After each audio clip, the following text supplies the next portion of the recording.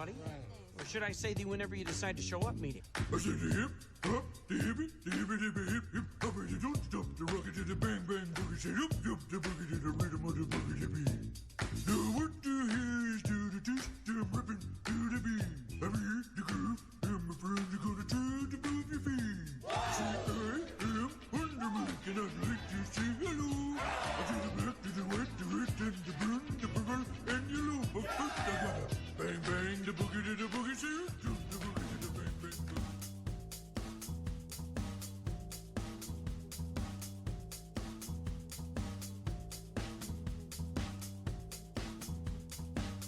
Hello. Red Radio episode, what? 203? 203? It's a lot. Feels like a lot. It's Wednesday. It's November 5th, 2025. Bob Gaughan's going to join me today. He's our grinder. We love Bob. Bob's funny. Bob brings it every time. We play this every time. My kids date now. It's so simple. They go on an app, whether it's Grindr or whatever. They swipe right, swipe left, and they get the date automatically. Still funny to me.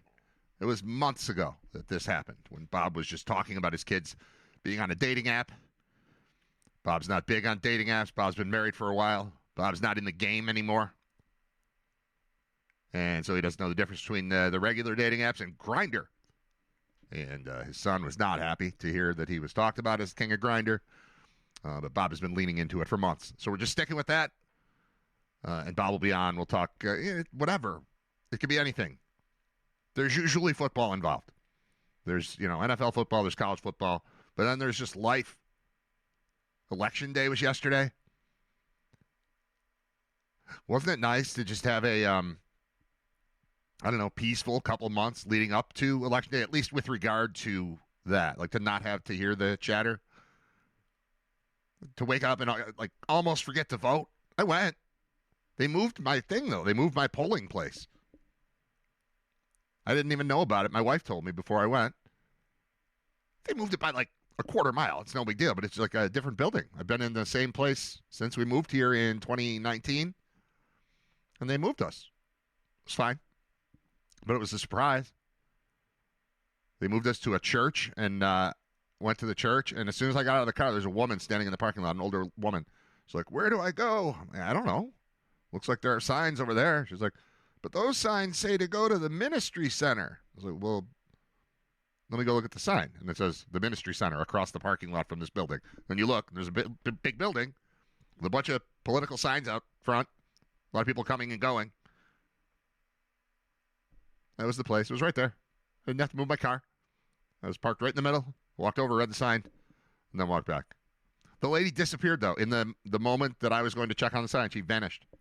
So I hope she voted. I hope she got everything she wanted out of Election Day yesterday. I got there. I had, there were only like 6 things on the ballot for me. And really only 2 that I felt even remotely qualified to vote for. Like, it is your right, and it's almost your duty to vote. Like, I believe in that. But I don't think we really stress the part where it's also your duty to know what the hell you're voting for when you go to vote. So it's like every vote counts. Like, yeah, but my vote, my uninformed, didn't pay attention to anything vote counts just as much as somebody who paid attention and has a real opinion. Like, I'm not throwing away a vote. I'm canceling out someone else's vote who maybe knew more about who to vote for than I did. I don't know. Very often, I'll know a candidate or 2 on the ballot. I knew one person, and I voted for him because I like him, Kevin Hardwick. I know from radio days, and I'm cool with him. He's just a good dude. I like him, regardless of Democrat, Republican, any of that kind of stuff. It's just, if I know you and I like you and you're running for office, I believe in you, so I trust you, so you're in. And I haven't checked to see if he won. I think he did. I would assume he did. And then there was one guy who was running for justice who came to my house looking for me, asking me by name. I wasn't even home. But he left a flyer, talked to my wife, was nice to my wife. He got my vote. That's it. You showed up at my house. I believe you. I think if I would have talked to him, I would have liked him. My wife liked him, so I liked him. That's it.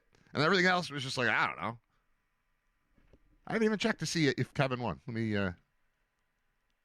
get into that. I know the New York City mayor thing was dominant when I tried to look up election stuff. Kevin Hardwick, Buffalo, projected to win. Declares victory 11 hours ago. All right. There you go, Kevin. When I was talking about Kevin, I asked my wife if she knew Kevin, and she said, is that the guy who looks like Kevin Bacon? And I was like, maybe he looks like Kevin Bacon. And I brought it up, and I can see it. I can see that he looks like Kevin Bacon. So I showed her the picture, and I said, here, is this the guy?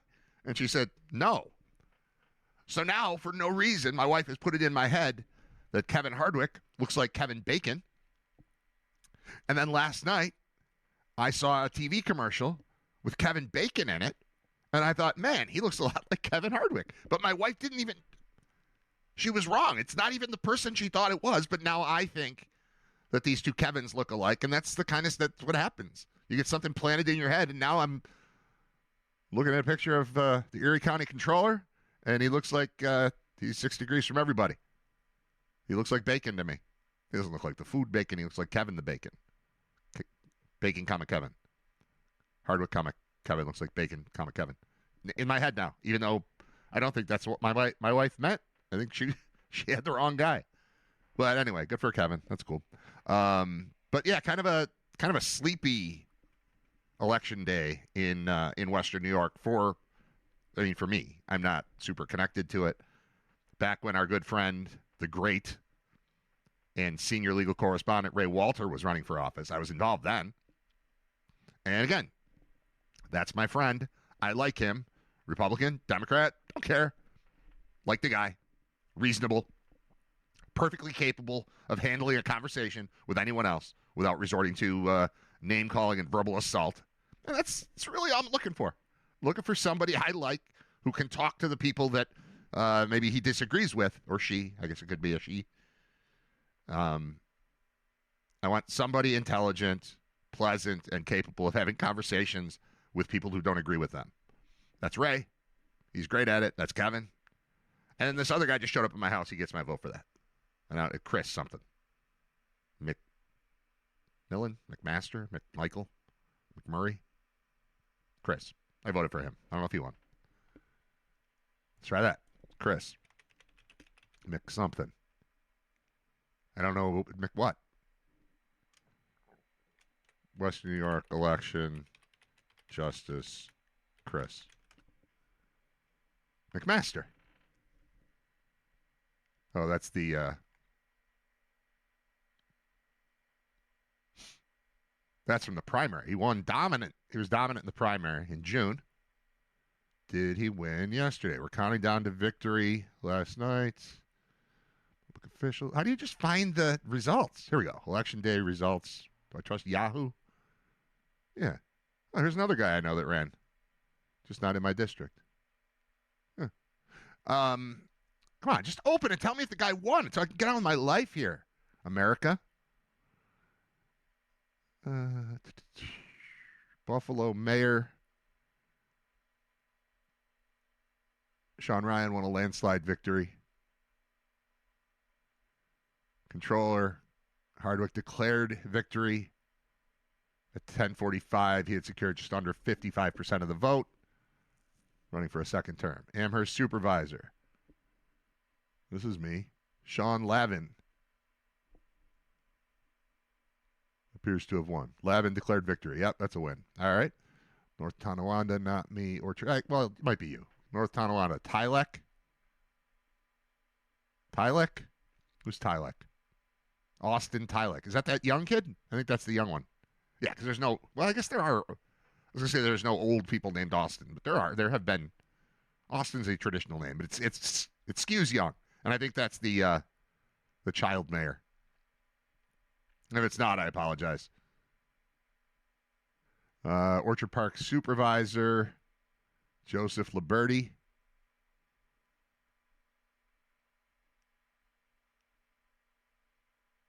Secure just under 60% winner. Hamburger.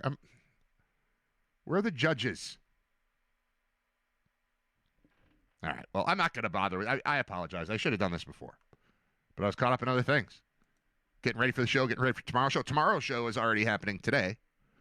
As right after I'm done with this, I'm going to have a conversation with our old friend, former UB Bulls quarterback, current Will South head coach, who's got his team in a playoff game on Friday against Lackawanna. That is Joe Licata. And he's going to come on. What's funny is I texted him to see if he was available really at any point this week. He's not available during the show because he's a teacher. And I kind of forgot, not only is he a teacher, he's my son's teacher. So, he can't come on between 11 and noon today because in theory, he would be teaching my son if my son wasn't home sick. My kid's been just sick and staying home constantly. There's always somebody. There's always an extra body laying around. They have found the solution. It does not take much vomit to keep you home from school. So they've gotten really good at late night and early morning sickness that allows my wife to say, yeah, okay, stay home. So that's what we got. So I won't get a chance to ask Joe Licata how my son did in health class today, despite the fact that he should be there. He won't be because he's here. But Joe will come on. I want to talk about his progress because it's just a cool story. I think about and talk about often my my affinity for coaching and helping run a baseball league, and it's because it's the one I played in. If it was any other one, it was just, the town where we happened to move, and then I showed up, and yeah, maybe I'd coach, but it wouldn't be the same thing. And I think for Joe, it's pretty similar. Joe, I first got to know when he was the high school quarterback at Will South, and I knew his dad through a mutual friend of ours. And I remember being at Baylor, actually.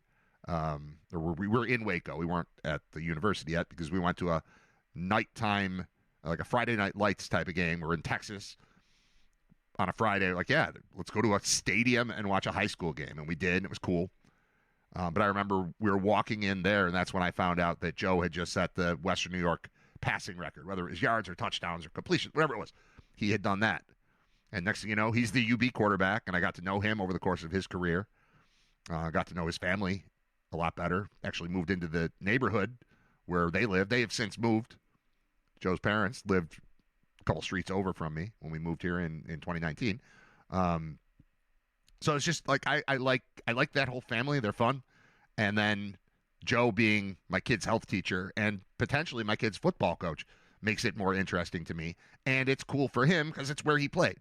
Like his alma mater, he has become the head coach, and they're having a great deal of success. And Joe's just a good dude, so we're going to have him on. I'll talk to him today. It'll be on the show tomorrow.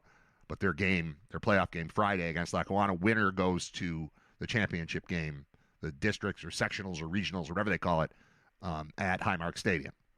It's the football equivalent of Super Sunday. Do they still do Super Sunday? Super Sunday was awesome. Mostly because my cousins were always playing in it. So whether it was, or my uncle, like it was Seneca or City Honors or whatever, back at the Odd, it was just an excuse to go inside the Odd, which was the best. I don't know if they do that. I've been to the football one. West Seneca East played West Seneca West several years ago. And John Fuller's, I don't know if it's his brother-in-law is or was a coach there, but we had access to a suite. Like I went with the Fullers and watched my high school team play, which is we were West Seneca East. Honestly, I don't remember who won the game, if it was East or West, but we've had a good string of West Seneca football players going to UB. Matt Myers, Sean Dolak, Evan Kazarzak. I might even be forgetting somebody, but like over the last 10 years, there's pretty much been a West Seneca kid playing for UB. So I like that connection. And again, we'll talk to Joe today for tomorrow. All right. Other things going on. I've only kind of sort of been following the YouTube TV versus ABC battle that's going on, but it's about to hit my house really, really hard. As I have been talking about consistently, my wife loves Grey's Anatomy more than anyone, more than More than Meredith Grey loves Grey's Anatomy. My wife, she's been there for more episodes than the woman whose name's slipping my mind right now. But you know who I mean. The woman. She's in old school and also has been in Grey's Anatomy for, we're coming up on 20 years here. And this breakup, we have YouTube TV. That's our means to watch television here. Although we also have an antenna. Like we'll be able to get it. She can get it live. But she's not going to get it the way that she wants it unless they resolve this thing by tomorrow. There were those warnings that have been on the TV. And maybe you don't get them if you don't have YouTube TV. But if you do, you were being warned about how there's this battle between Disney/ABC/ESPN and YouTube. These things come up every now and then. But it vanished. It wiped out a weekend of college football. People are mad. I didn't notice. I was occupied. I don't know that I turned on the TV since this thing happened.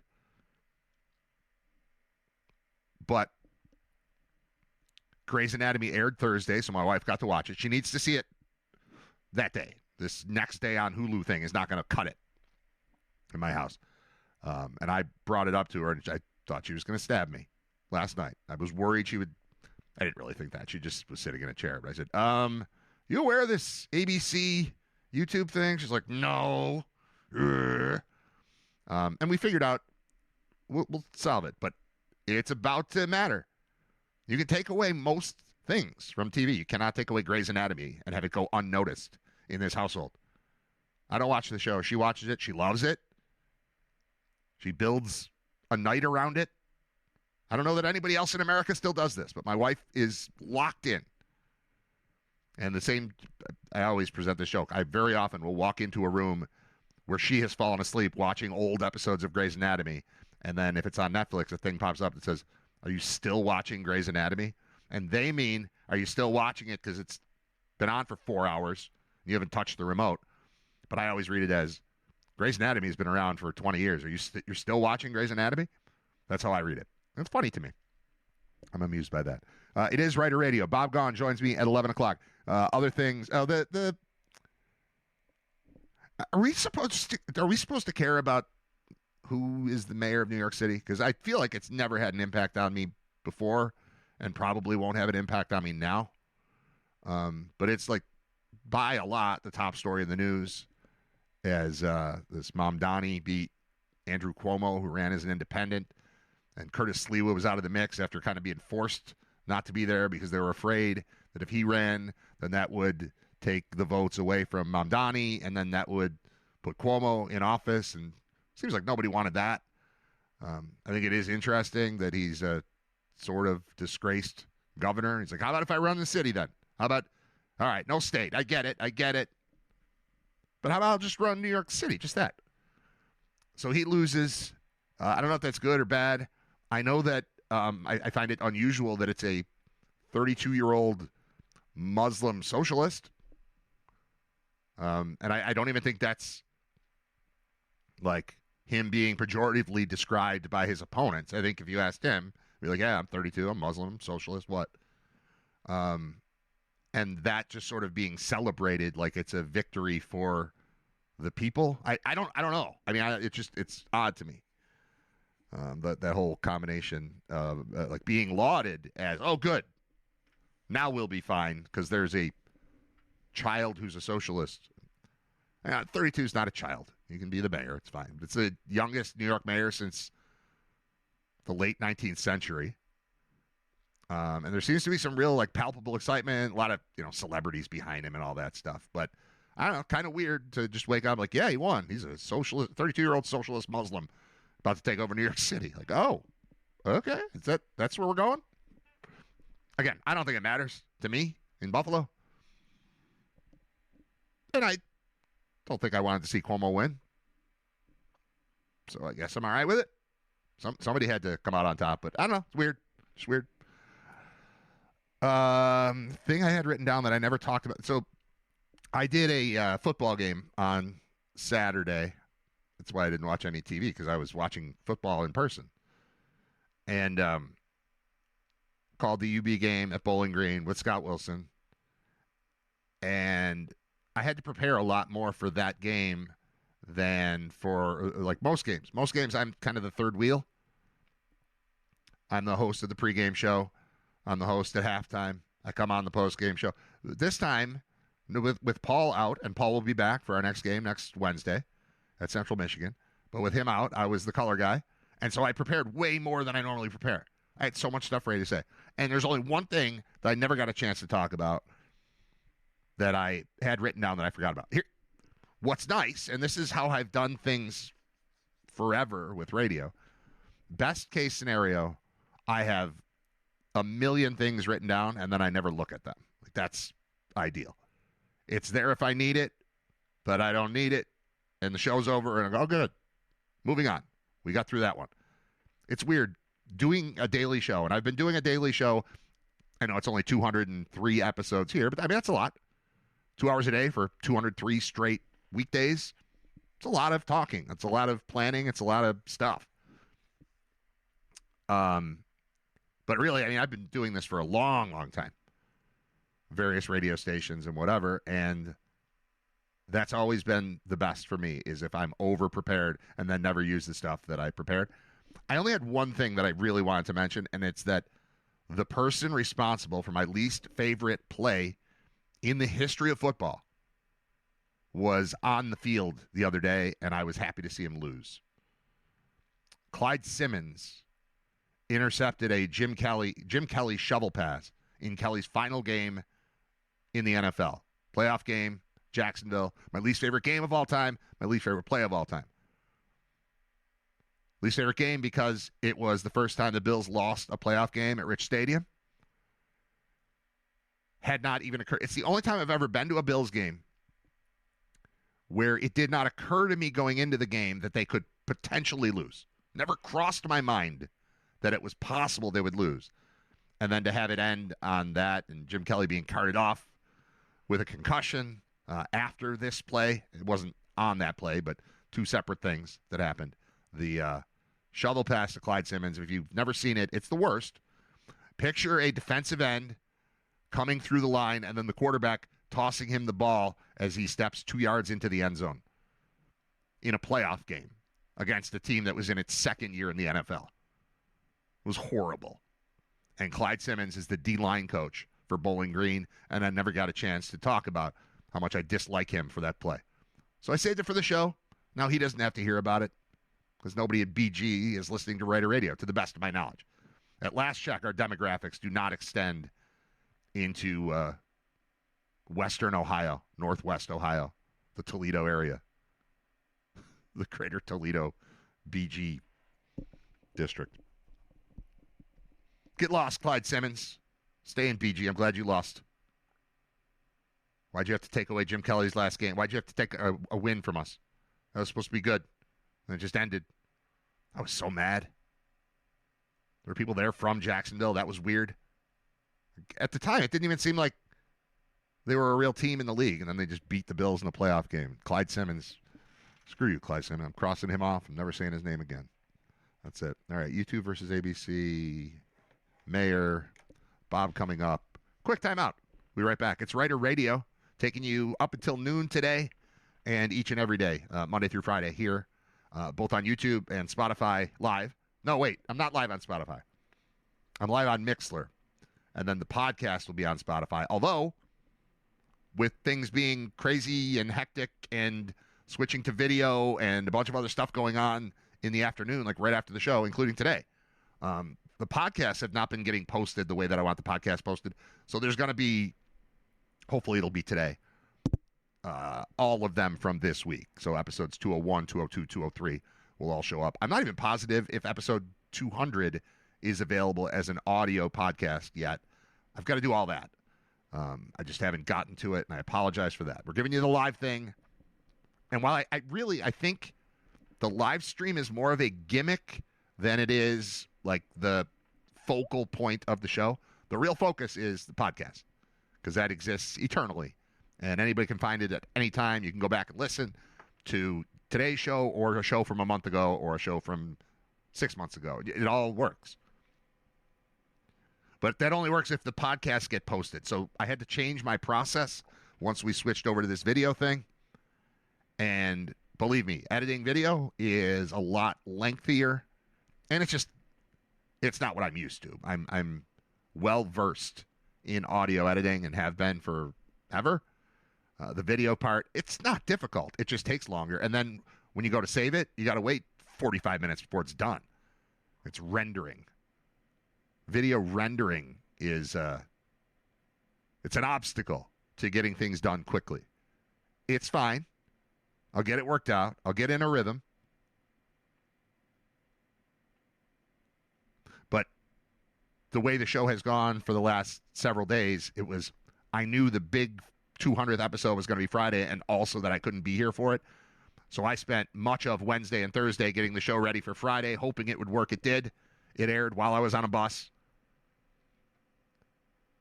But I have not yet edited that down. I don't even know if I have to edit it down. I've got to go back today plus the previous 3 episodes and get them all posted. And then we'll be back in the rhythm and everything will be fine. But that's where we stand. I'm a little behind. Again, one-man show. There's a lot. There's a lot to do to make it all nice and smooth. Timeout. And I'll be back in a few. Bob Gaughan joins me just after, or right around 11 o'clock as we continue with episode number 203 of Writer Radio. Stay tuned.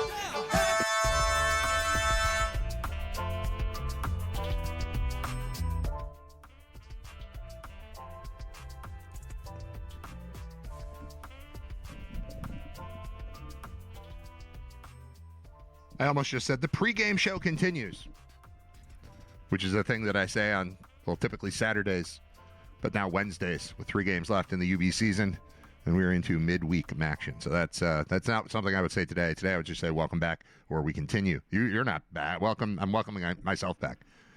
Learned that very early on. Don't say welcome back. People didn't go anywhere. You did, right? I'm the one who left.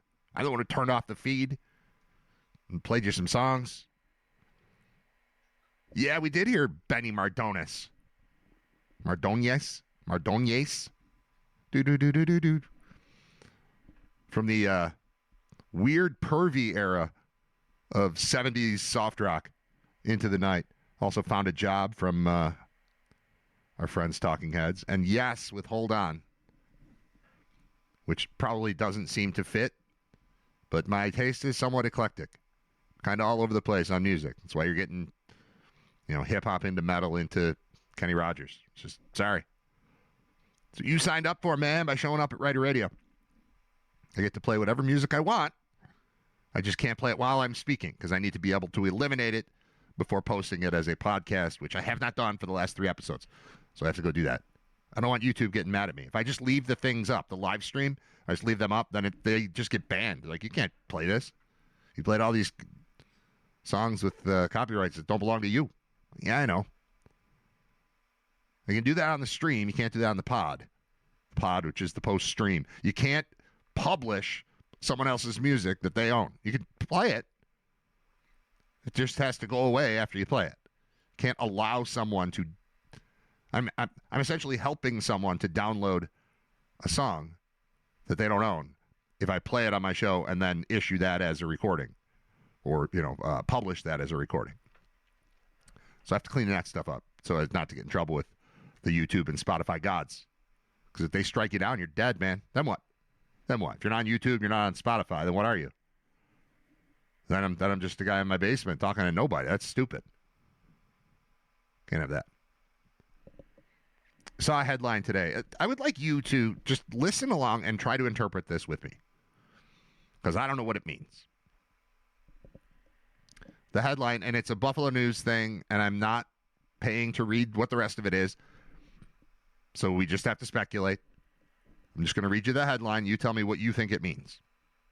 Well, you don't tell me, but just think about what you think it means. You don't have to talk. Just listen. It's fine. The headline is, could Buffalo see its first snow soon? ? The forecast looks promising, for now. I'll read it again. Tell me what it means. You don't have to say it, but think about it. What does it mean? Could Buffalo see its first snow soon? The forecast looks promising, for now. The implication there is that snow is a gift. that we would all love to see. And the forecast looks promising. When I hear the forecast, if I get most of my weather from my wife. She pays attention to this stuff. I do not. But she said the other day it might snow soon. I was like, well, of course it might. It's November. And this is a pretty typical time to get our first snowfall. But it might not. And I checked and looking at temperatures, I did like a 10-day forecast, looking at temperatures only. And there were only like 2 spots where it was going to be below freezing, where snow was a real possibility. But there was no indication that there was going to be any precipitation on those days. So it seems like no. But could Buffalo see its first snow soon? I think we collectively would be like, I hope not, right? Unless you run a ski resort. If you're the general manager of Holiday Valley or something, Kissing Bridge, Swain. If you run one of those places and you're like, oh, yeah, I could use some snow. The rest of us could not use snow. I don't want snow. I would like to be done cutting the lawn and fully transition from lawn mowing season to ready for snowblower season. If you're anything like me, that's a whole process. You have to get ready for winter means get the snowblower from where it's buried out, make sure it's functioning and ready, get the lawnmower put away. I don't put away the lawnmower till I'm positive, though. I feel like there's one more lawn cutting potentially still in there. So we're holding on. That also helps clean up leaves. I like that. I like when the lawnmower essentially serves as a vacuum to clean things up. Learned a while ago, you don't want to leave the leaves on the ground when the snow comes. It just turns into goo. Especially when we had a dog. Was there a worse day than that first thaw when it's just leaves and everything the dog did for 3 months? It's terrible. So we figured out the leaf thing. Use the mulching mower with the bag, and you basically vacuum up the leaves. We don't have a ton of leaves. We don't have any trees. I think there's one that's directly on our property. Everything else, like it's fallen in from the neighbors and stuff. But it's not a massive problem, but it is a problem. If they're all there and then they all get covered in snow and then the snow doesn't go away, it just turns into goo. You don't want goo. I also don't want to cut the lawn anymore. I'm not quite Bob Gaughan and his brother, who have a contest going to see who can burn out their lawn the soonest. Try by the end of July to not have to cut the lawn anymore because it's dead. It's a good contest they've had running for quite some time. And I play along mentally. I'm doing it too. I'm not in the contest. But I like when it ends. I like when I get to drain the lawnmower of all the gas and then leave it open for a while and then put it away and get out the snowblower and be ready for that. But I don't understand this headline. Could Buffalo see its first snow soon? We would all be like, I hope not. It says the forecast looks promising for now. First of all, the for now is weird. I mean, that's what a forecast is. Like, yeah, for now, right now, this is what we're thinking. But also, the forecast looks promising for what? The implication there is, oh boy, can we see some snow soon? The forecast looks promising. Yay, we're going to get snow. That's how I read it. And who wants that? Unless you're running a mountain. You're in charge of a mountain where people pay you to go down it on skis and snowboards and sleds and tubes. I get it.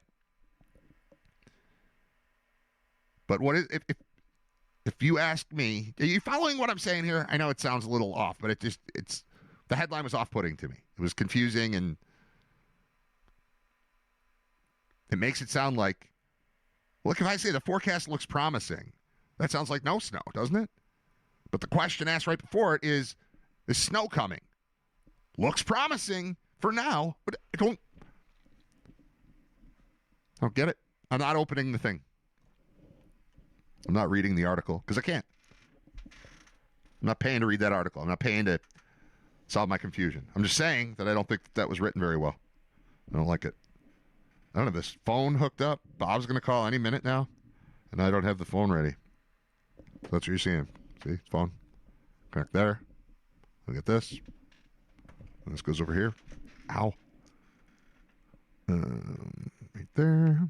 And now when the phone rings, it'll be Bob. We'll play the little thing that talks about Grindr. and then we'll move on. Got a phone call today. So the last time I had a doctor's appointment, I couldn't make it, but I also couldn't get a hold of them in the moment. Maybe I exaggerate how busy I am. I don't understand how people get through life with the amount of things that we have to do. Like I'm lost all the time. I'm always just scrambling. Like, oh yeah, I forgot about that. I forgot about that. I forgot about that. And it's just a lot of it is a product of sports, like kids sports. One of my friends, I was texting with him this morning. He's like, how's it going? Because I haven't really talked to him in a while. I'm like, I'm just busy. Just busy. Tired. I'm tired and I'm busy. But a big part of it is like, we've got 2 kids playing travel baseball in addition to a kid playing flag football, in addition to all 3 kids playing in the same basketball league. That one hasn't started yet. In addition to one of the kids playing in another basketball league and also trying out for his school team. If he makes his school team, we will at the same time have 2 travel baseball teams and a flag football team and 5 basketball teams all playing at the same time. I got 3 kids. And guess what? They all play at the same time in 3 different parts of Western New York. Like, that's just the way it's going to be. So I'm missing things. And then every day there's a fundraiser. I've got meat raffle tickets. I got to sell meat raffle tickets. Anybody want to go to a meat raffle? Let's do that on here. You guys want to go to a meat raffle? I've got tickets. Send me an email, bradwriter@gmail.com, if you're interested in tickets for a meat raffle. Because I've got, I think, 30 of them.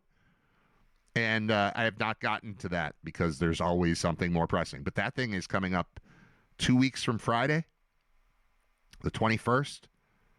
And I don't even remember. I should get the details. I'm going to get the details. I'm going to share them with you. If you'd like to come out, this is in support of who? My youngest son's travel baseball team. Tickets are $15. I think it might be $100 for a table of 10. Like if you've just got 10 people you want to bring to a meat raffle, that'd be cool. I should find out where it is. Cheektowaga-ish, Lancaster-ish. No, Lancaster. Variety Club, I think, unless that's a different meat raffle. But I think we're having it at the Variety Club building, which I was in this year because I was invited to be a part of the telethon, which was super cool. One and done on that because that was through the radio station that I don't work at anymore. But if they're interested, I would come back. That was fun. Meat raffle on 2 weeks from, it's the 21st, November 21st. It's a Friday night, probably 7 o'clock start, and I think it's at the Variety Club building in Lancaster. And if you're interested, please reach out because I can't just do this all the time. Like, we're busy enough with all the kids and all the stuff, and then it's like all the fundraising, but then some of the fundraising is events too. It's like we're selling squares for this and squares for that, and it works out great. It really offsets a lot of the cost, but dude, just a lot. Did I already miss a call here? I did not. Okay, cool. I do have a text from Joe Licata. I have a text from John Fuller. I have a text from Scott Wilson, but not a phone call from Bob Gaughan, which is what I'm looking for. Here it comes. Here it comes. Look at that. Hold it up. Look, incoming, Bob Gaughan. Oh, you'll see his number if I do that. No, you wouldn't. Yeah, it doesn't matter. All right. I'm answering the phone, but I'm not letting Bob talk yet because we have to play his thing. And then after we play his thing, then we'll say hello to Bob Gaughan. Here is a part of episode 203 of Writer Radio. Where is Bob? What did Bob have to say several months ago? The way my kids date now, it's so simple. They go on an app, whether it's Grindr or whatever, they swipe right, swipe left, and they get the date automatically. Play. Let's check in with Writer Radio's Living legend. Bob Gaughan. There we go. What's up, Bob Gaughan? Uh-oh. Where's Bob Gaughan? I don't hear Bob Gaughan. It says we're connected. Did the switch flip or something? No, let's try this. Hold on. Stick with me, Bob. If you hear me, stick around. Are we plugged in? Do we hear you, Bob? Oh, I sort of hear you. I don't know why it's so quiet. All right, I'm turning the music down. I'm turning my mic back up. And I'm going to ask you to say hello one more time. Say it again, Bob. Can you hear me now, Brad? I can hear you. I hear you. I think you're not going through. You're just coming through the speaker on the phone as opposed to running through the board. Oh, I think I got you now. There you are. Now I'm here. Now we got you. Now it's regular Bob Gaughan. Okay, good. Okay. Whew, that was rough, man. How are you? I'm doing great. You? Everything okay? I'm busy. I just feel very busy. But that's all right. Busy's good. There's a lot, man. There's just a lot to remember at all times. Every time I'm doing something, I think of something that I forgot to do, and it's adding up. It's driving me insane. Well, November is my busiest month. I don't know, and I don't think people that would realize, because you ask somebody that might be broadcasting, because I have football and basketball going on. It's the only month really that football and basketball are both going on at the same time. Yeah. So instead of having 4 or 5 games, you got like 9 or 10 games in the month of November. Yeah. So November is always my busiest month, and I don't think somebody outside, if you asked them, what do you think the busiest month for somebody that broadcasts games is? Nobody would say it's November. Right. But it is. It's actually November for us that do UB College football and basketball. Well, yeah, I forgot about that too. I'm doing PA for wrestling now too, so I've got that on Saturday for the first time this season. There's like 5 or 6 events total. It's not that much, but you add that into UB football, which still has 3 games left, plus potentially Detroit, plus potentially a bowl game.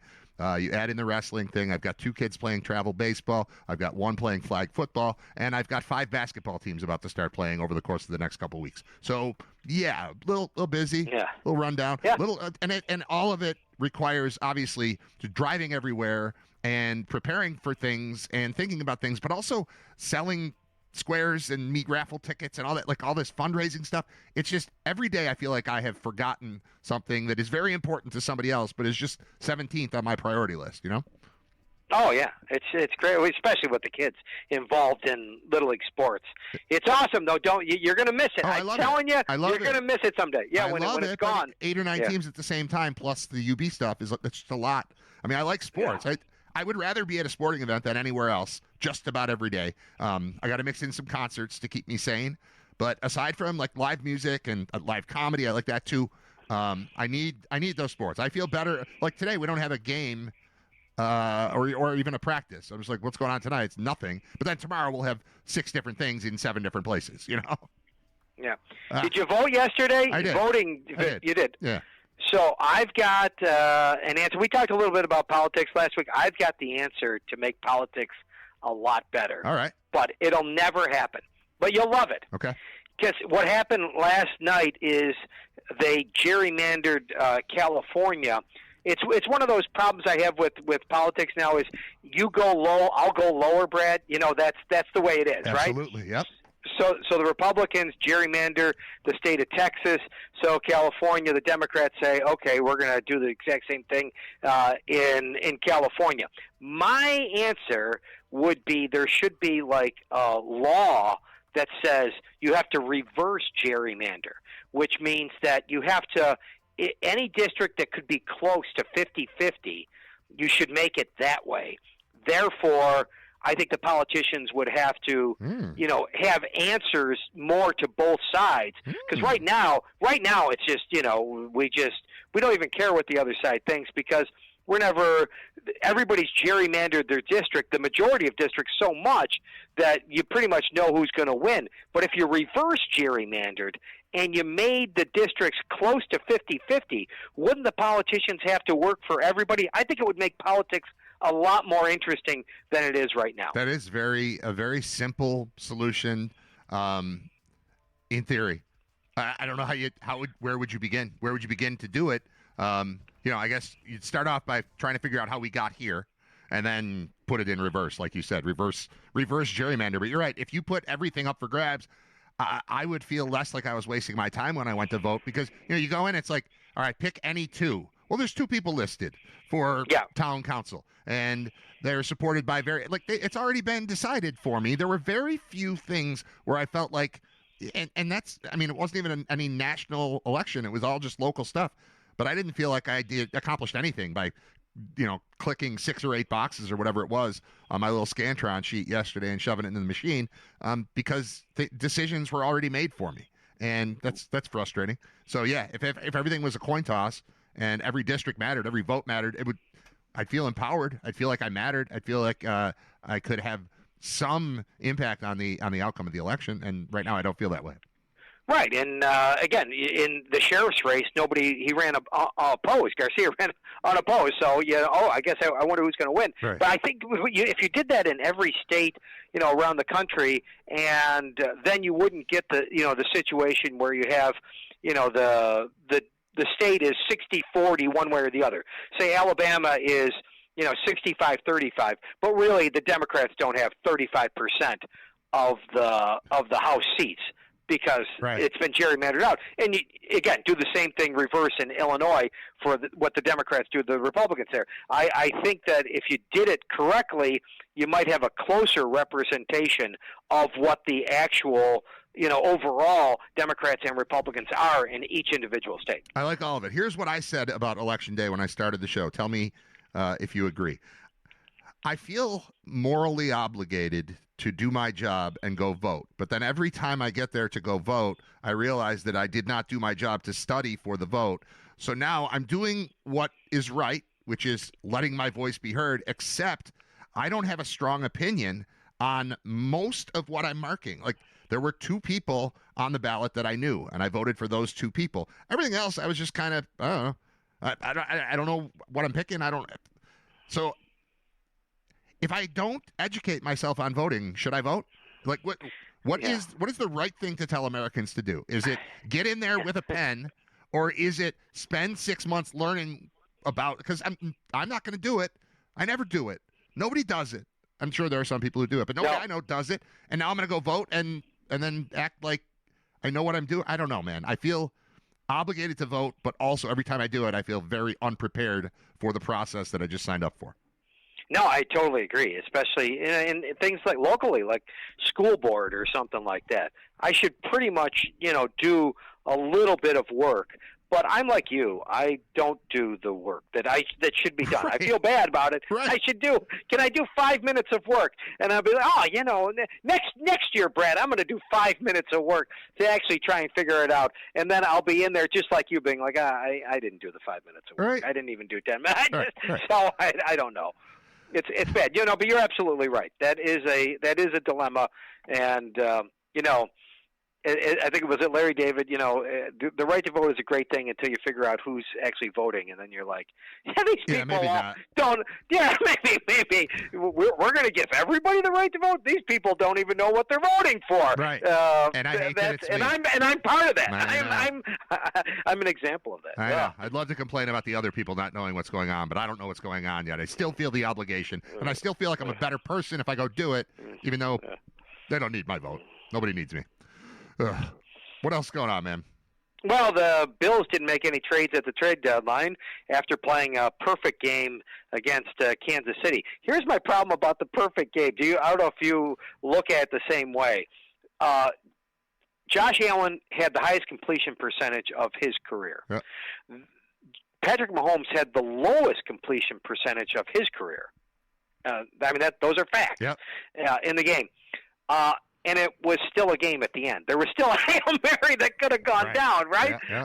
I'm like, is this a good sign or is this a bad sign? The Bills played almost the perfect game against Kansas City, and there was still a chance at the end. It was still a one-score game, Hail Mary at the end of the game, and I went away thinking, is it going to be different in the playoffs? Because if the Bills don't play the perfect game, are they still going to be able to come away with a victory? So, in spite of the fact they played the perfect game, I found it like my kids went, "Boy, you're really Debbie Downer here." Yeah. Because they played the perfect game, and somehow you were able to spin it to be upset about it. That's the way I. That's the way I think. I don't know. How did we talk about the Bills' 40-9 win over Carolina? What the hell's wrong with the offense? So, I get it. It's where we are.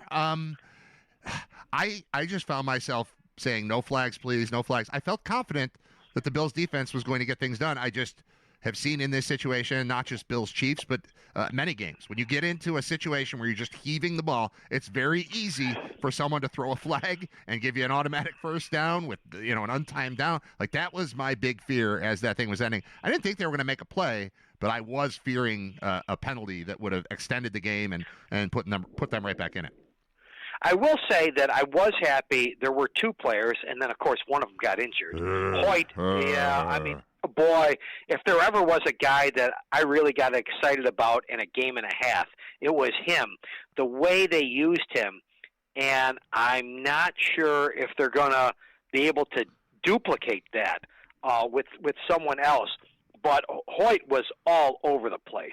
And not only that, he was so smart. I don't know if he was calling so many, directing people on the offensive line. I really was excited about him, and of course we can't have nice things in this town because then he goes away. Now they might be able to do the same thing with Dorian Williams. Dorian Williams was next to him, so I'm somewhat hopeful that they might try and take Hoyt's place with Dorian Williams and maybe do some of the same things, because the combination of Hoyt and Dorian Williams kind of screwed up Patrick Mahomes because one was able to, cause havoc, and the other was able to run him down. So I think the combination of those two guys did affect Mahomes, and that's why he had the lowest percentage. So my hope is, and we'll see, maybe as soon as this week, do they use Dorian Williams like Hoyt as a difference maker? Because they do need more difference makers, and I was also happy. It looks like Maxwell Harrison is going to be a difference maker in the secondary. Yeah. So that was nice to see. Brandon Beane has come out of these last couple of weeks looking really good. Now, I know you lose Hoyt, but two of his big signings in Hoyt and Ogunjobi were not available until the Carolina game. Hairston was not available really until the Carolina game.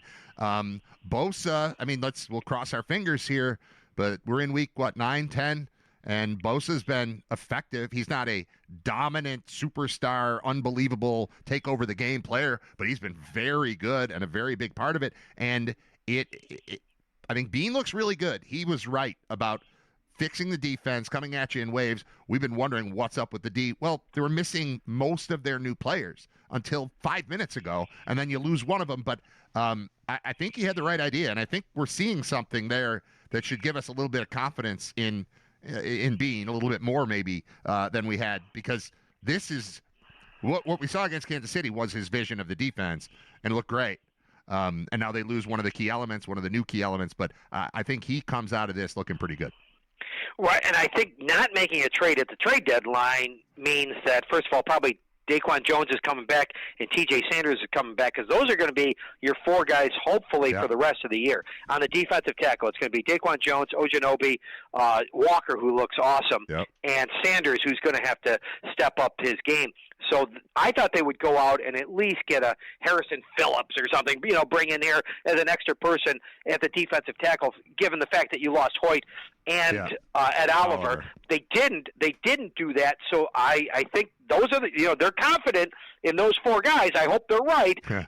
Those are the four guys on your defensive tackle, and they better be able to do it just like Hoyt and Oliver were able to do it. One of them's got to step up. Might be Walker. Walker's looked really good to me. He's been a find as a fourth round pick. He's massive. I've appreciated him. Either they're confident that they can get it done here, or they just couldn't find a deal. I mean, that's a possibility too.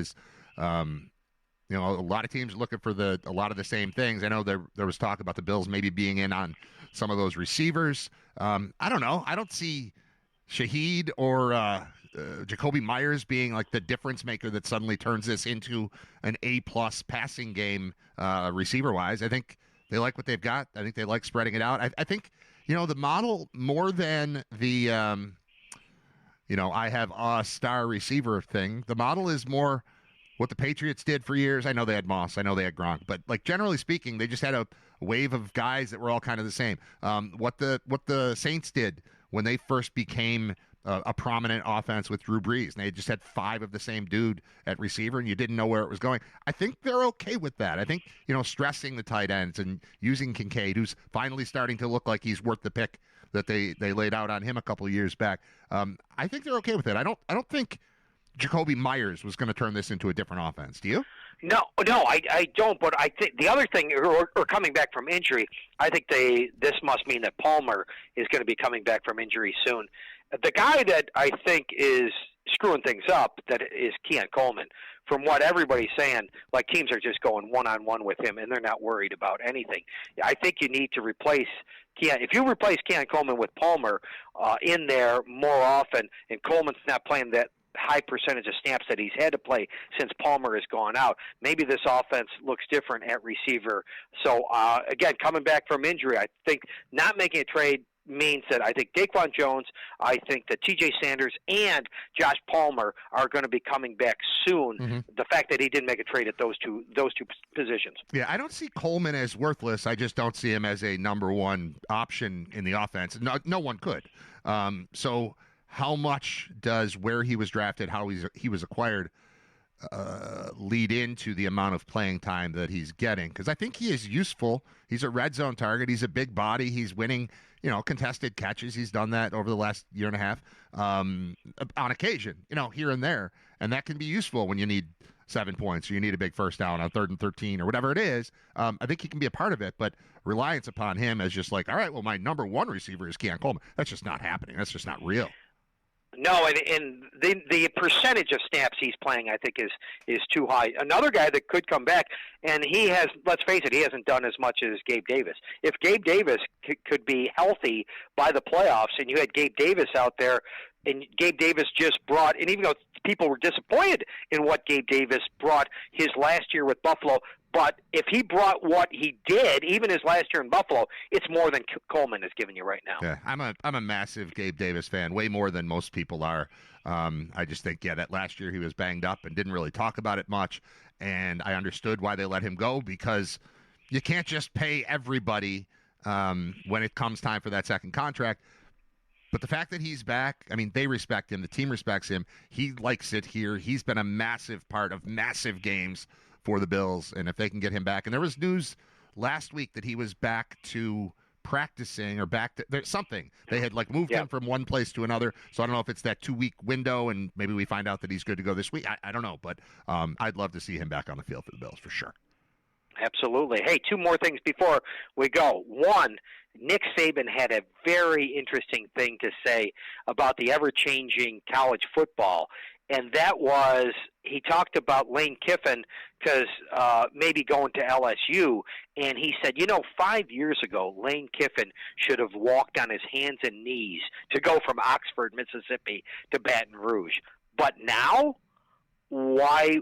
I don't know that LSU is a better job. And what I think he was saying is there's so much pressure at an LSU and Penn State now. If you don't make the playoff, you're gone.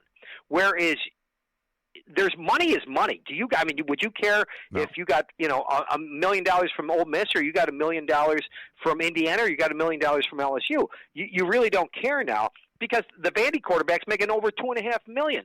So maybe there is more money to give out at LSU, and maybe you have more depth. But they have a lot of money to give out at Ole Miss.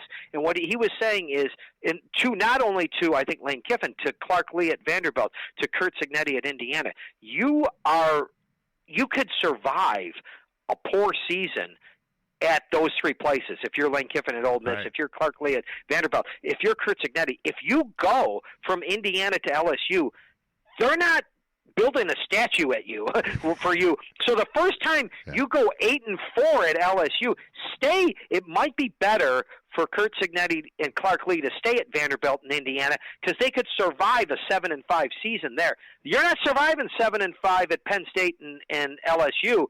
And he said, in a weird way, those great jobs for our whole life, and this is the ever-changing, we talk about this, the ever-changing landscape of college football, those great jobs might not be great jobs anymore, and those poor jobs that you left, years ago, you left on your hands and knees crawling to get out of Vanderbilt, maybe you don't do that anymore. It really is a switch that I don't think a lot of people realize might be going on in college football. Well, what was the best job? It was the one that Saban had most recently that he walked away from to happily sit and talk on television about the problems that exist with having those jobs now. So I believe him. I think that's exactly right. And I wonder, too, what that means for stuff at our level, at the MAC level. Like, is it easier now to maintain your relationship with your head coach who has some success? Lance Leipold walked for the Kansas job. If that sort of opportunity presents itself to Pete Lembo at any point in the near future, is that the kind of thing that we need to fear as much when you recognize that if you've got a place with some stability, you're in pretty good shape? And the MAC has nothing if not stability, right? I mean, that you can hang out here. And if it doesn't pay you the same way that it would pay to go coach at Kansas or to coach at Indiana or certainly at LSU or whatever. I'm not saying Pete Lembo's getting offered the LSU job, but I think those jobs have, in fact, become much less attractive to a guy who just wants to be about football. And that's what I like about Pete and this administration in a year and a half of being around them. And I wonder, is every job that seemingly was more attractive still more attractive than the one that you've got if you're in a place that you like? And let's say that Pete Lembo's happy here. So I don't know. As the older you get too, right? You want stability. I mean, I'm in my 50s. You're in your 50s or late 40s. I think as you get older, don't you want more stability in your life? I think so. Pete Lembo's not 35. I think if you're 35, you're still climbing the corporate ladder. But as you get into your 50s, I think you look as a wiser person. You start looking for things other than money. You start looking for the better situation, the more stability. And I think Pete is in a situation in his life, and again, things have changed since.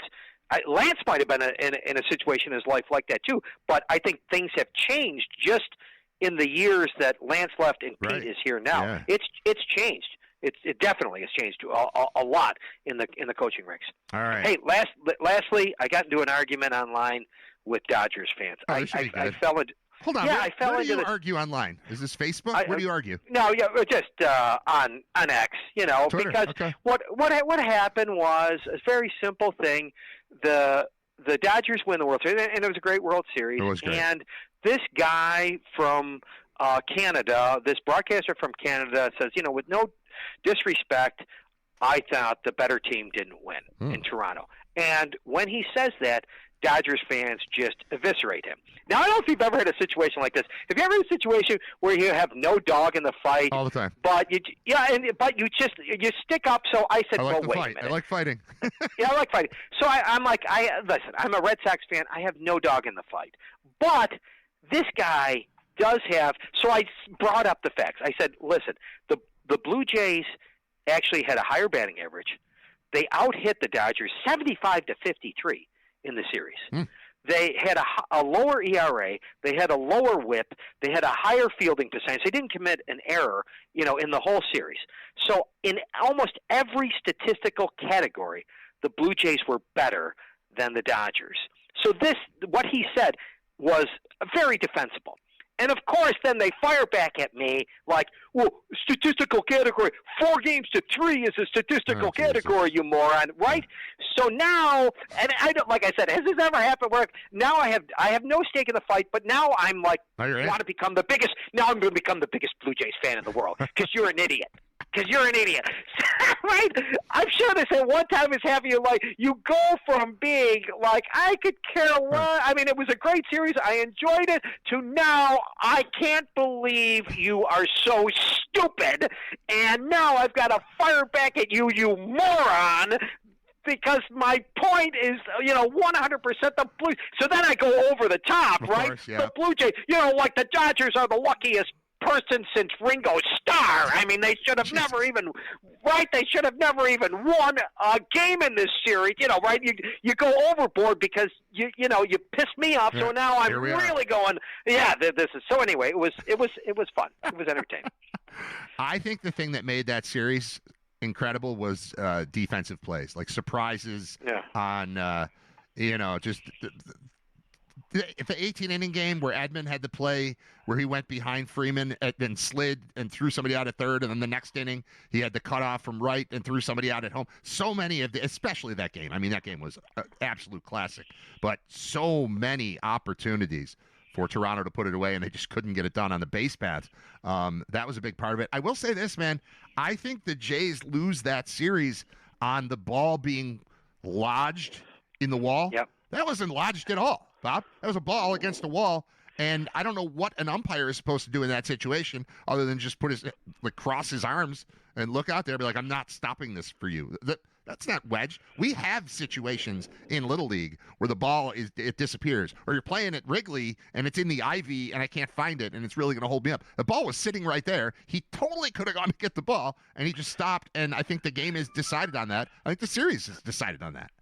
Yeah, well, not only that, another just stupid stat. In the ninth inning, Vlad comes up, and you know how baseball now is all analytics. It's about ball, the miles per hour off the bat, the launch angle. Velo. Apparently, yes. Well, apparently in the ninth inning, Vlad hits a ball that at the miles per hour off the bat and at the launch angle, there were 6 balls in Major League Baseball. His was the 6th in Major League Baseball hit with that exact miles per hour and launch angle. 4 of them went for home runs, and his goes to the warning track. Yeah. So it's just, again, something. But that's the way sports is. And listen, and that's what I think this guy's point was sometimes the best team doesn't always win, but that's what happened. I felt that's what happened or at least I got one Dodgers fan to at least give me the nuance. It's nuance.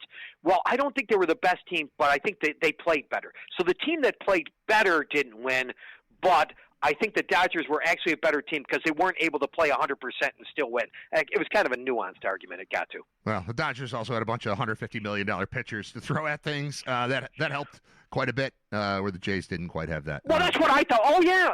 As a manager, I thought Schneider was awesome. Yeah. He had to use his whole thing, and they're like, Dave Roberts was awesome. I said, yeah, it was awesome. You know, Brad, not everybody can write down Ohtani's name correctly at the top of the line. You know, you can't always write down. You have to spell Freeman and Betts. You have to spell, you know. Oh, it's hard. Yamamoto's probably hard to spell. At least Yamamoto's hard. It's hard to spell, but he was able to spell those names correctly. Yeah. Sure. I'm sorry. Schneider was the better manager. And then he's got 2 Hernandez. That's tough to keep track of, Teoscar and Kike. So it can be a little rough. All right. Thanks, man. We'll talk to you next week. You got it. Thanks, Brad. There is Bob Gaughan. I'm Brad Ryder. It's Ryder Radio, episode 203. 203. Yeah, 203. All right. Cool. We're going to take a break. We'll be right back. It's 11:30 in the a.m. We're almost done already. We just started, and it's almost done. Why? Why does it go so fast? Everything goes so fast. All right, what do you want to hear? What did you say? You wanted to hear Bruno? Did you say Bruno Mars? No, I'm just kidding. We could. I do like that song. I play Runaway Baby a lot. You like Bruno Mars? I like Bruno Mars. Julian Lennon? I've had this one saved for a while. I haven't played it. Howard Jones? Power Station? Some like it hot and some sweat when the heat is on.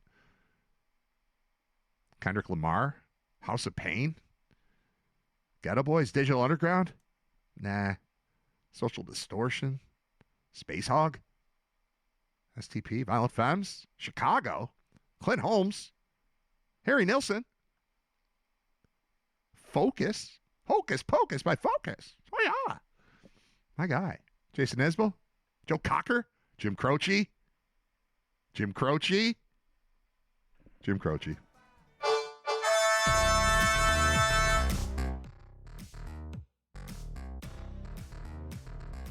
Thanks to Bob Gaughan. Turn the mic back up. There we go, dummy. Thanks to Bob Gaughan for joining me. Got a text that said Bob is incredible. I said he's the absolute best. He comes out throwing 100 miles per hour every single time. That's Bob. All right, so I mentioned Clyde Simmons at some point in the show. Clyde Simmons is currently a defensive line coach for the Bowling Green Falcons, who we saw in person. I saw in person on Saturday. Called the game with Scott Wilson. And never got a chance to mention how much I hate Clyde Simmons and the play that is my least favorite play in NFL history, because it was the first sign that there was a possibility that, hey, maybe the Jaguars aren't just going to go away. It's a December 28th, 1996 wild card playoff game. The Bills are the Bills. The Jaguars are in their second year in football. They wear teal. It's gross. In this, they're wearing mostly white with a little teal mixed in. Teal and black. They look fine. But at the time, it's like a joke of a franchise. They seemed like a XFL team, if XFL even existed then. Probably not. No, not yet. But it seemed fake. Their uniform, they're gross. That's not a real Jaguars. Spotted. What, your colors are spotted? Ugh. So anyway, went to that game with a bunch of friends. We were just going to the, I don't know, it was like the welcome party to the playoffs. It was a wild card game at Rich Stadium. There's zero chance, in my mind, that anything but a Bills victory was a possible outcome. And then this was the play that changed that. Now, I found the play, so I'm going to show it on the YouTube version here. We'll probably even have announcers on it, too. I think we will. It's ABC game. The Bills are up 7-0 in the first quarter, and they just got the ball back. And the first play was like 12-yard pass to Quinn Early. He gets it out near the sideline, and they're at about the 20. I pictured this at like the 2. Like Clyde Simmons got the ball and just stepped right through the line and scored. It was not. It's a 20-yard return. I had a text from our friend John Fuller, who thanked me for helping him complete today's Immaculate Grid. Immaculate Grid is a game playable in every sport: baseball, basketball, football, hockey. There might even be soccer. There might be WNBA. But you try to match things up. Like pick a player that played for the Browns and the Colts, and then pick a player that's 3 across, 3 down, and you got to find somebody that's a match in each spot. If you're not familiar, it's definitely fun. I don't do it every day. I forget about it for months at a time, and then I'll play it for a couple days in a row, then I'll forget about it. But John said, hey, thanks for helping me, because one of the things was somebody from the Jaguars with an interception, and he put in Clyde Simmons, who only 0.7% of people chose for that spot. I looked it up. Simmons had three interceptions in his NFL career regular season, and then 1 in the playoffs, and here it is. We're going to do it with the audio. It's longer than I remembered, but it was painful. The Bills were up 7-0. They got the ball back, and I was like, uh-oh, 7-7, what? They end up losing the game. Mike Hollis, who would eventually kick for the Bills, kicked the game-winning field goal in that game. We're not going to do the whole game, but like everything else, it's just available online. I was able to find this play. I haven't seen this in forever because I was picturing it much shorter, but we're going to take a look. I zipped through it real quick and found, I think it's the next play to be run here. We'll do it with audio. Killed that. And the key for Jim Kelly on offense is Sizeman to have the talking. ability to step up Hey, there's into Ruben the Brown. line. That's what the guys in the middle are doing. Ken Hall, See Ruben Ken Brown. Hall, Look at these guys. Ruben, Yeah. look at that. They're just there. See Look at that? that. There's no right here. Yeah, There's Ruben. this big pocket for him to step Here we go. into. Kelly with another shovel pass, and this one is picked off. Intercepted by Clyde Simmons. Touchdown.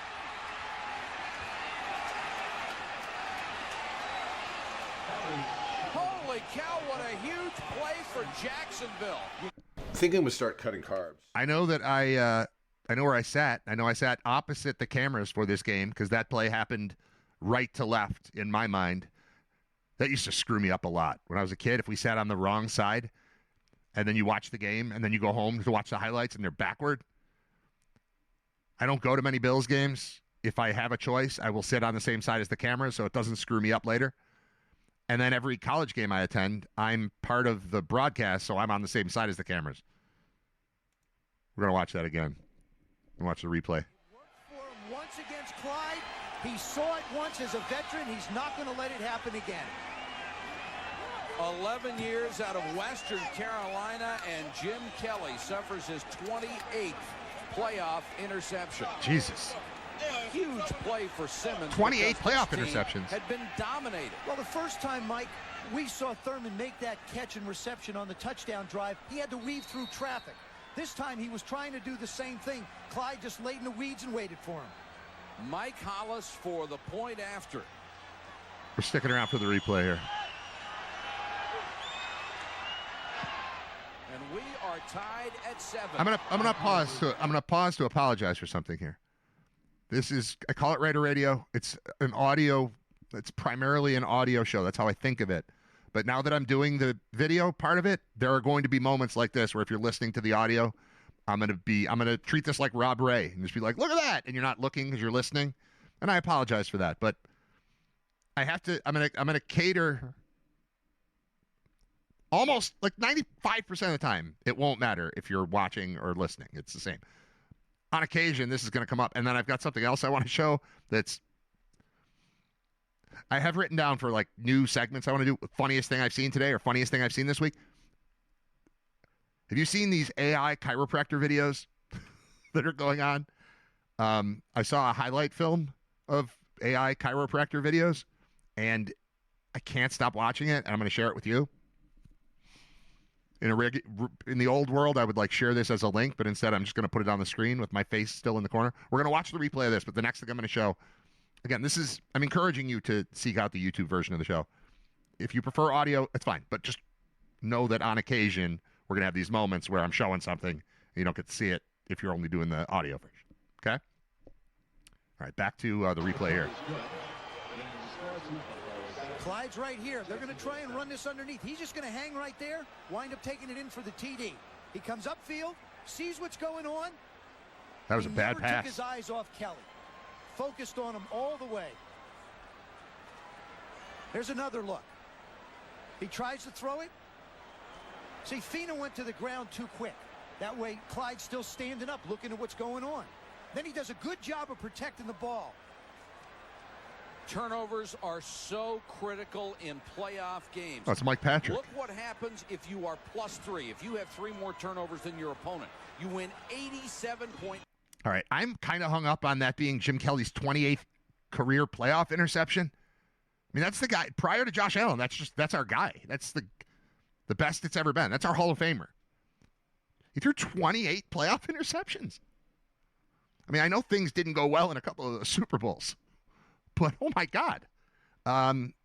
Most playoff interceptions NFL career. I don't think I'm going to like this.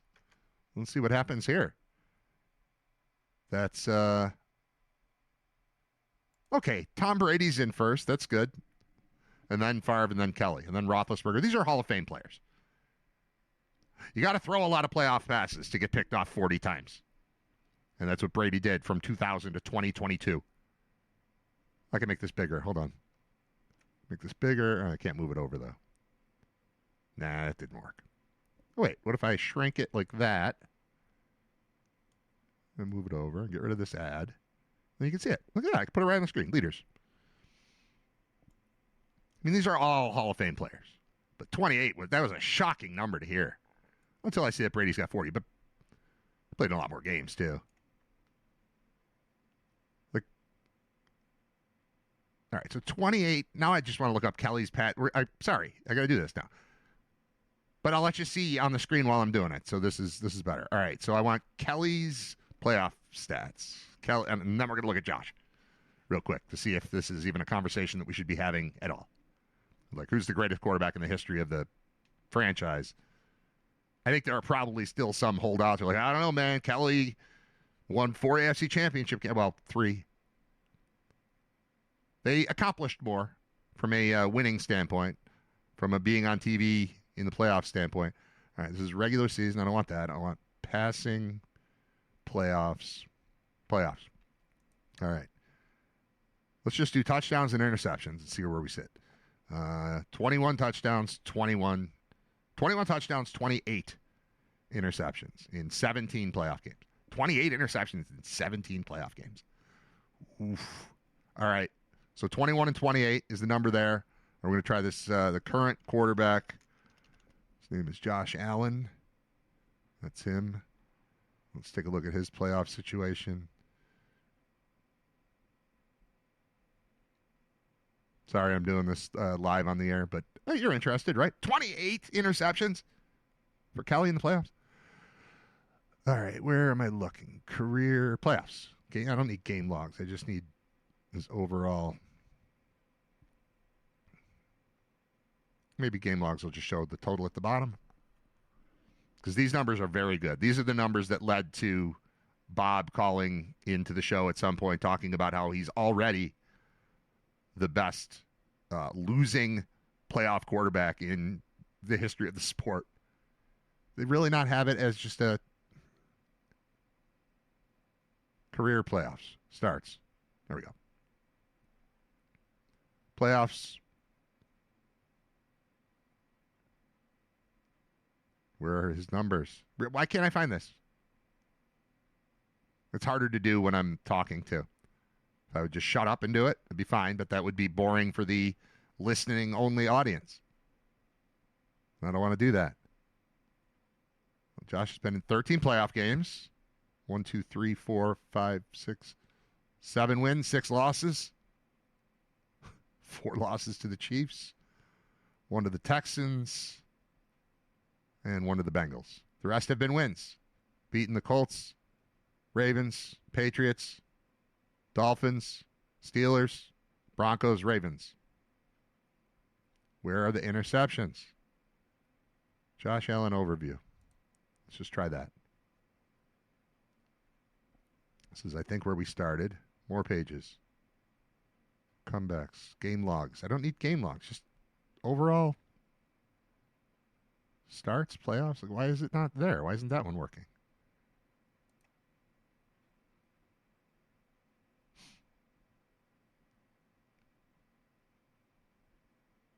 Well, this is annoying, and I'm sorry. I apologize. I'm just going to Google it. Skip this. Josh Allen career playoff stats.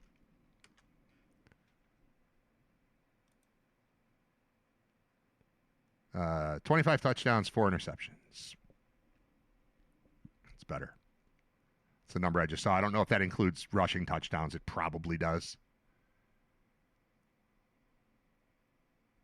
Through 5 there, 9 there. No, this is passing touchdowns. He's thrown 25 touchdown passes and 4 interceptions compared to 21 touchdown passes and 28 interceptions for Kelly in a lot more games. Yeah, Josh is better. I love everything Jim Kelly did for the Bills, but their best quarterback is playing for them right now, which I didn't want to, like, I'm not trying to pick on Jim Kelly. I just hated that one play. I didn't know it was his 28th interception in the playoffs. Radiohead is back on tour. I can shut that thing. Hold on. Twitch. That. Okay, now we reopen this. Now I get into this Radiohead thing. Radiohead had not played a live show since 2017, or maybe 2018. Would have been 2018. And they played last night in Spain. They played 25 songs the night before or the day before. They did a sound check with 28 songs. I looked at the set list. I don't know.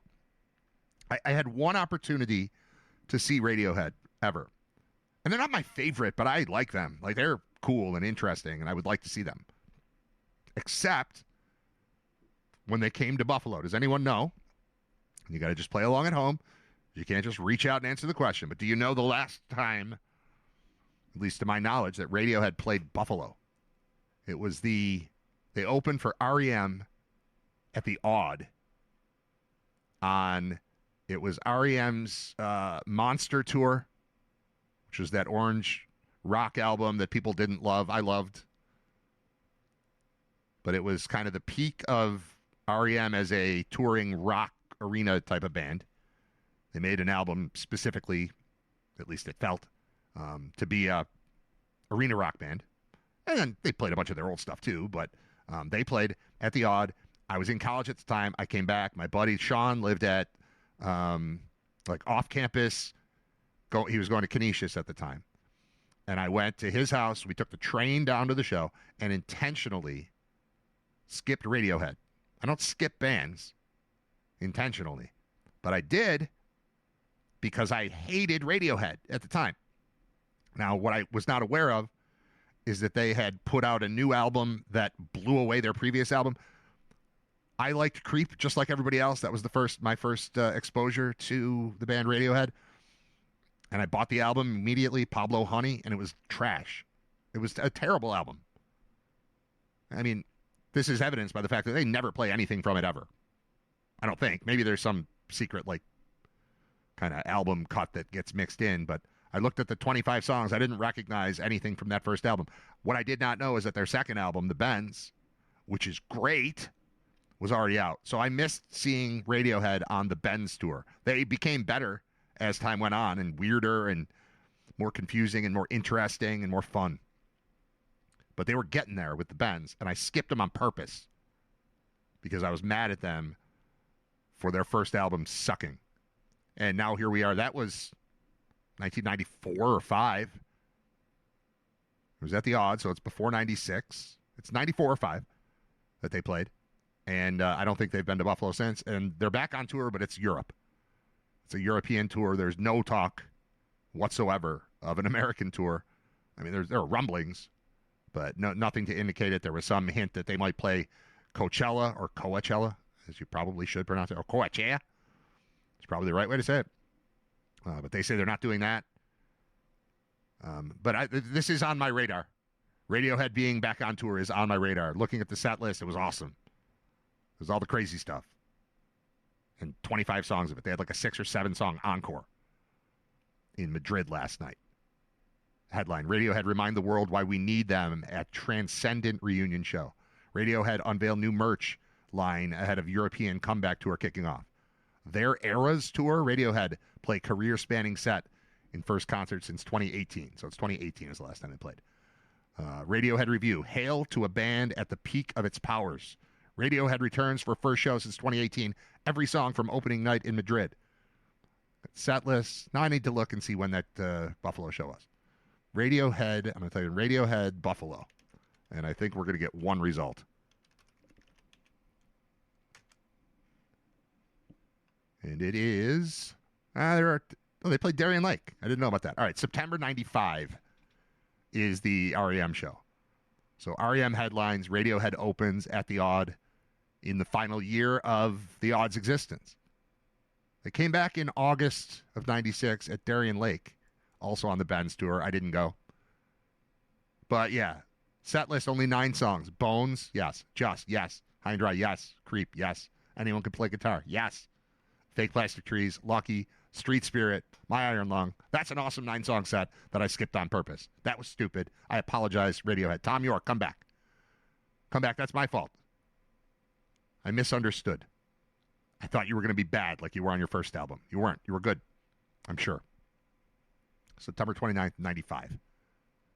I didn't regret it immediately. I was proud of my decision to say, screw these people who stole $14.99 from me or $13.99, or maybe I got it from a record club. I don't even know. But you couldn't do me wrong and then expect me to come see your band. And you did me wrong, Radiohead, back then. Bad album. Everything after that, great. And now they're back on tour. In Europe.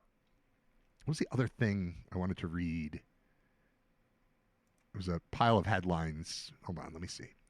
We're just about out of time here. But there was one specific, and now we're going to do the thing where the screen locks up. Having one of those kind of days. Oh, here we go. This is what it was about. Have you noticed, I saw just in passing that there's a new TV show starring Kim Kardashian, and it's not a reality show. It's like her as an actress.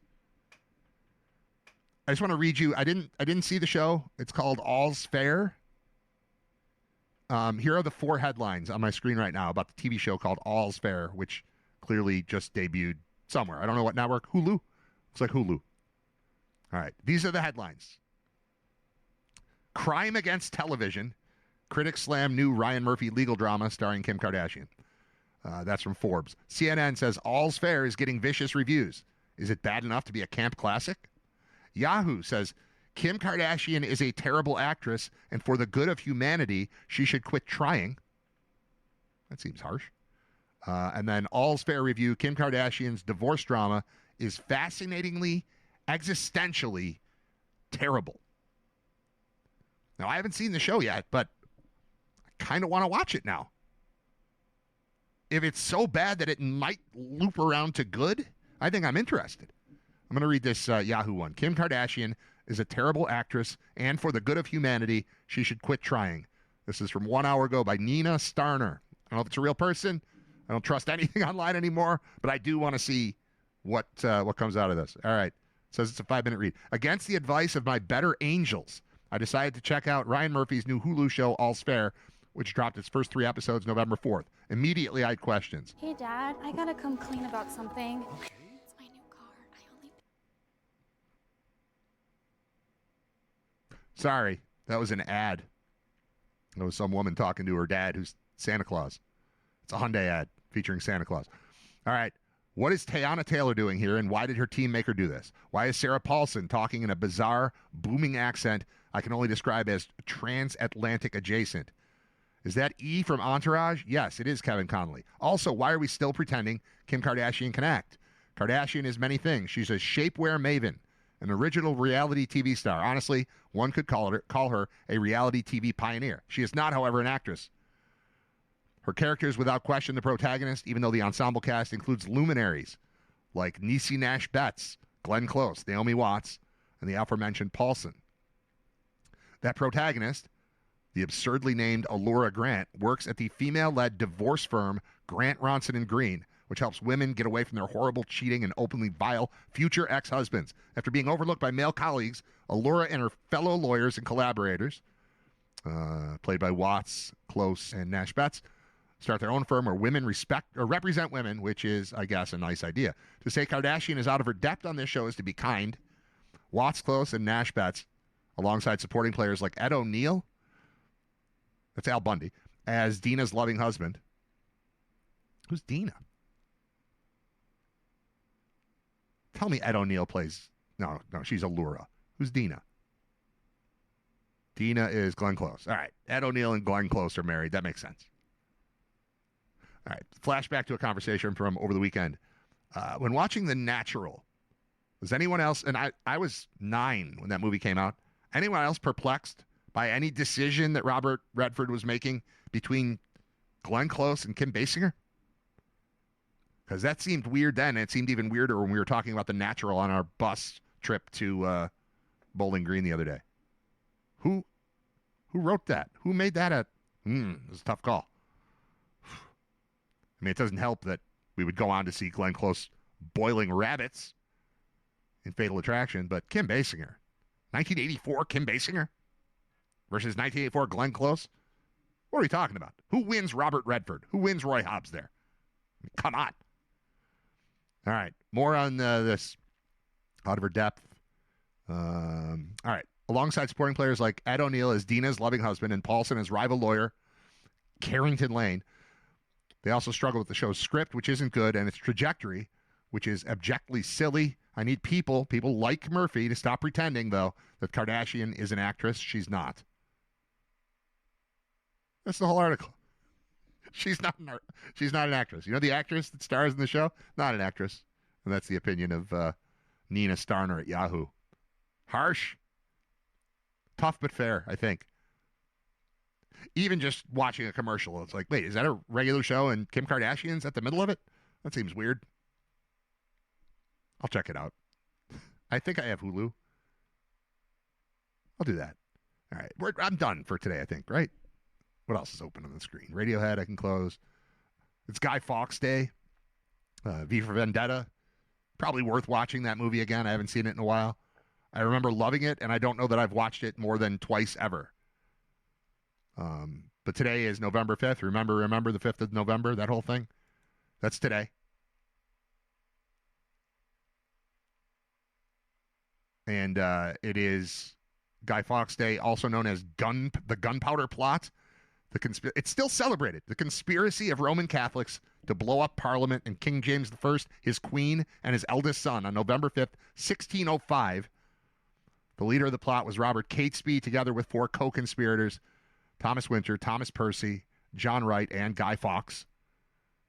There were zealous Roman Catholics angered by James's refusal to grant more religious toleration to Catholics.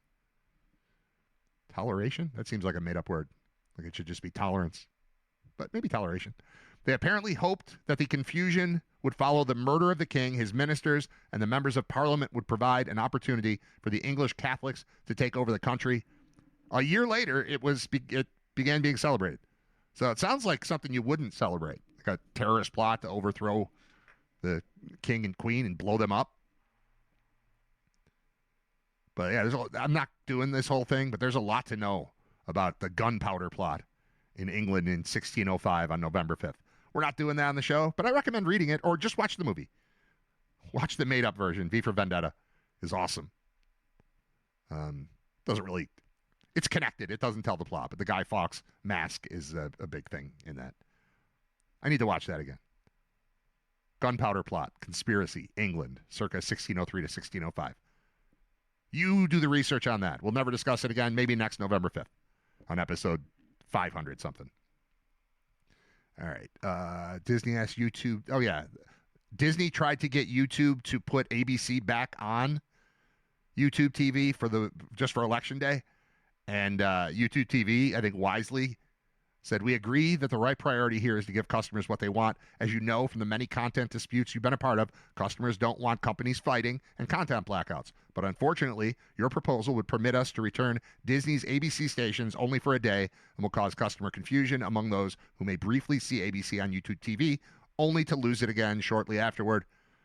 ESPN, ABC, and other Disney networks went dark Thursday night for YouTube TV's 10 million subscribers, including me. So far, sports have been the primary casualty of the impasse. Full slate of college football MIA last Saturday, and the Monday Night Football game between the perennially high-rated Cowboys and the Arizona Cardinals. Next to be hit by the battle, the blog post noted that ABC News has 19.1 million subscribers on YouTube, where news programming has been live-streamed during the carriage dispute. ABC News Live, a 24/7 channel, can also be accessed on Hulu outside of the pay TV bundle. YouTube TV says there are plenty of other options for customers. Election news information is very widely available across other broadcast stations and news networks on YouTube TV, as well as the main YouTube service for free. In fact, on the last 2 U.S. election days, the vast majority of tuned-in YouTube TV subscribers chose not to watch ABC. That's dirty pool right there. Taking a shot. Yeah, you got a million channels, and most people choose not to watch one in particular. Even if a lot of people choose it, most people choose not to. Yeah, it's kind of a dirty little shot thrown in there. It'll get resolved. Has not affected me yet. I didn't try to watch Monday Night Football. We also have an antenna, so we can watch. And this is not hitting home until Thursday, when my wife can't watch Grey's Anatomy the way that she's accustomed to watching Grey's Anatomy. It's going to be the first time. There's going to be hell to pay here in the palatial writer mansion when Grey's Anatomy is not available to my wife on Thursday. All right. Close that one. That's just email. That's Radiohead too. All right, we're done. We got through all the stuff. Joe Licata joins the show tomorrow. He's the former UB quarterback who's now the head coach at Williamsville South. They've got a playoff game Friday night, home against Lackawanna. And if they win that, they will go to Highmark Stadium for the championship. And we're rooting for Joe. And Joe is also a teacher at the middle school. And if my son was there, he would have just been wrapping up. Or no, he'd be there right now. My son, if not homesick from school, would be in Joe's health class. As a health teacher, Joe should appreciate that my son is not there spreading whatever he's got, which it's a migraine. Migraines don't really spread, but migraines are really crippling. I've never had one, but everyone else in my family gets them, and it just shuts them down for a day. There's always somebody, it feels like, almost always, especially now as weather's changing. Humidity, the barometer, those sorts of wind, all that stuff messes with the heads and digestive systems of everybody in my house except me. And today it's Zach who's missing health class. So this will be a weird situation because I'm going to talk to Joe in about an hour and record it for tomorrow's show. We'll pretend it's live when we're doing it. But doing that, I wouldn't want that. When I was in school, when I was in middle school, I wouldn't want to find out that right after my class was done, my health teacher was about to do an interview, even if it was about football, an interview with my dad. That would be terrible. I don't want teachers talking to parents. Let's keep those things separate, right? But we're going to mess with it because I think of Joe as a football guy and a coach more than a health teacher. But after I booked him to come on the show, I was like, wait a minute. Is my kid in your class? And the answer is yeah, he is. All right, so we'll talk to Joe tomorrow, among other things, as we hit you with episode 204 on Thursday the 6th. That's it for today. I'll play a song and then get out of here.